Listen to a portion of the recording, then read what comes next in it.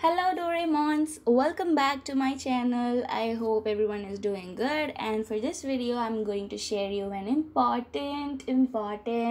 most important information that I've noticed in the recent IRAs. What is happening is, so basically the questions get asked in the pattern of easy, medium, hard, easy, medium, hard, but as far as I noted in the last 4 to 5 IRAs, they are repeating the type of question since like you get two easy questions in a row and you get two medium questions in a row and two hard questions in a row. So like people who are getting only 3 attempts have to plan your attempt accordingly. If you get tough question in the IRA, then it is really hard to solve because the problem statement won't be clear and it will be like messy and not very kind of clear in order to crack the IRA. So you should like change the way of how you take your attempts. And as like also in the last video I've solved one of the easiest question, and also for this IRA the easy question have been asked. Like the way of question is similar to the easy pattern and it is not even similar to the medium one.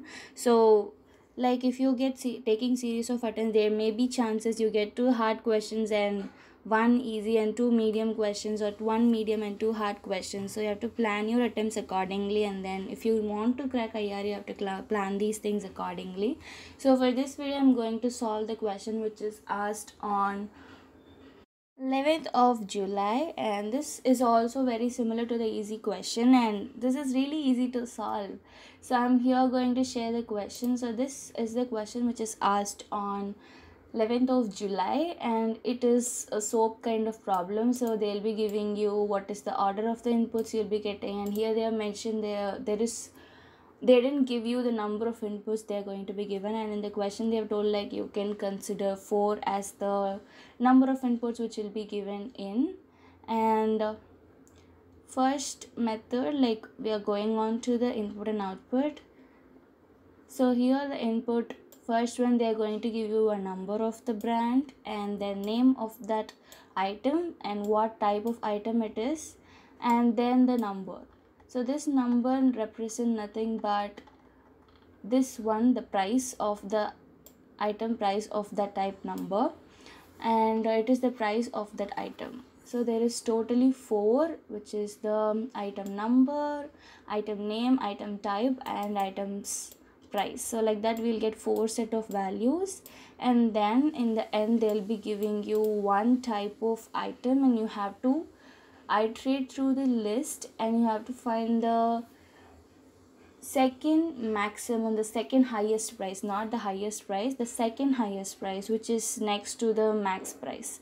So you have to fetch that one here. So for the first function what we have to basically do is we have to segregate the items based on their prices, like 1 to 40 you have to segregate it here like this, and if it is between 41 to 60 rupees then you have to put it below this list, and if it is between 61 to 100 then you have to print those items. If there is no items under that price category then you can return no items.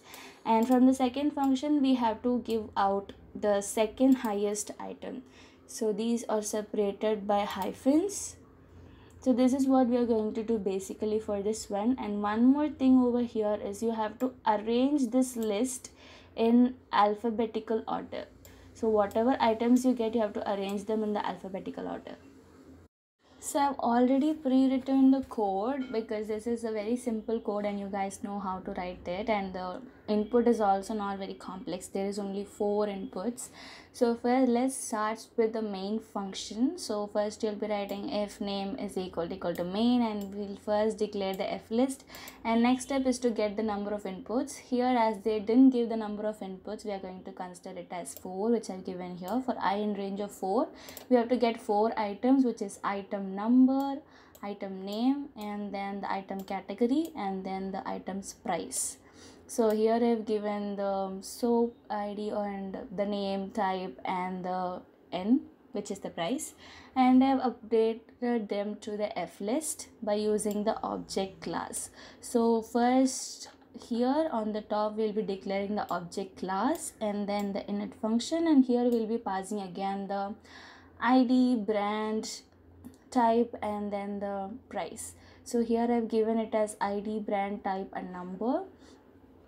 So that is passed over here. And after doing this, next important thing is where they have given the soap category in the input or the item category in the input. So after getting all these set, we have to get one more, which is this type category. And then after doing that, we have to declare the main function. So class main, and we will be declaring the def init function, and we'll be passing this f list, which is declared here and we did store here, to this main function, which will be stored as self.elist.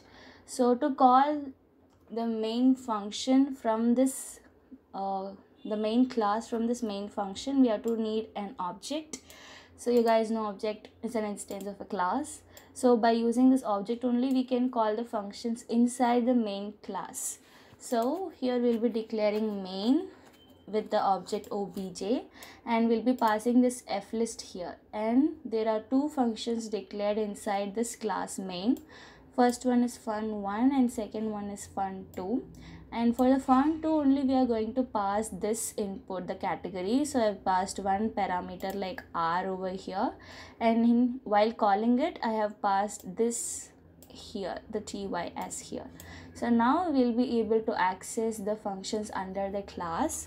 And now what we are going to do is do the first function. So what is the purpose of the first function is you have to segregate the items based on the price. So for that, they have given 3 ranges. So first one will be here. So they have given the price ranges. They have told you to use a dictionary. If you know, you can use it, or else you can try with this method, which is also very simple, but you have to repeat the set of codes again and again. But once if you write, you can just replace small things, and it don't consume lot much of time. So first category is 1 to 40. So you have to check the prices between 1 to 40 or not, and then you have to append that to the separate list. So here I have declared 3 list qst, and I'm iterating through the self.elist. And if the number here, I've given it as n, so I.n should be greater than 1, and if it is less than 41, then I'm appending it to the q list. And if it is greater than 40 and less than 61, I'm appending it to the yes list, which is of range 41 to 60. And else you can directly append it to t list, or you can again give a condition and do it and skip the else part. So after doing that, we have to arrange them in alphabetical order. So you don't have to again check and arrange, you can directly use the sort function. So q.sort, s.sort and t.sort. This is done. So now we will have all the 3 list of items which has the price in between 1 to 40, 41 to 60 and 60 to 100. And one more thing you have to consider is if the list is empty, then you have to print that category, like here 61 to 100, and you have to put no items. So for that, we have to again write an if case. So that is what it is. If q in the sense, if q it is empty, it will directly move on to the else part where I have written no items. So you can just put if q print, you can put this 1-40, and in the range you can again print the q list. So for I in q, print I.sep of sep. It is usually to print it to the next line, or if you want, you can just put I, because it is going to iterate and again print only I, so it is by default going to the next line, so there is no problem with it. And in the else part, you can give like again print 1 to 40, and you can print no items.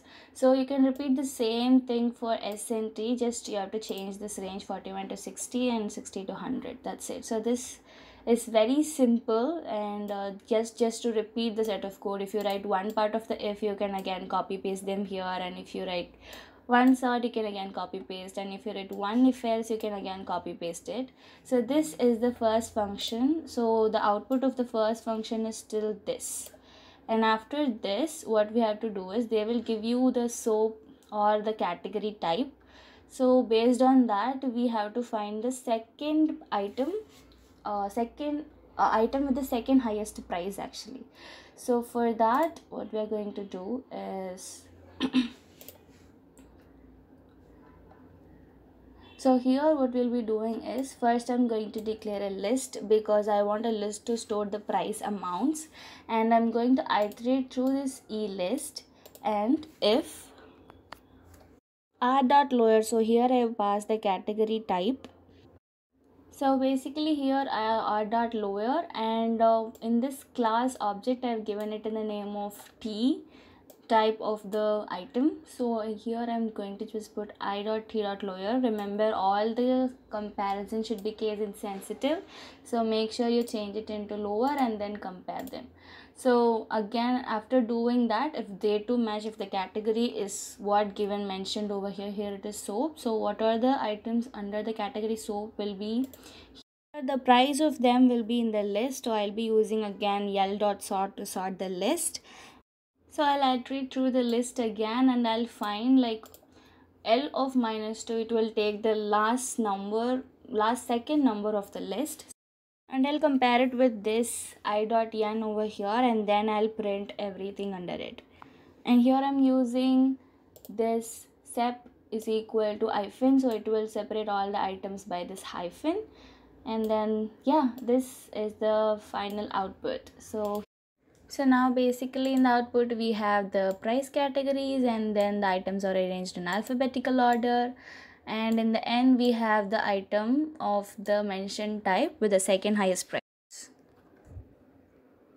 And yeah, that's it for this video guys. I hope you guys like this video, and if yes, please subscribe to my channel, and I'm working hard on this. So please make sure you subscribe to my channel and click on the bell icon to notified whenever I post the new videos. And I'm planning to post solutions of other exams. So what exams or what solutions you want, please make sure you comment that down in the comment box.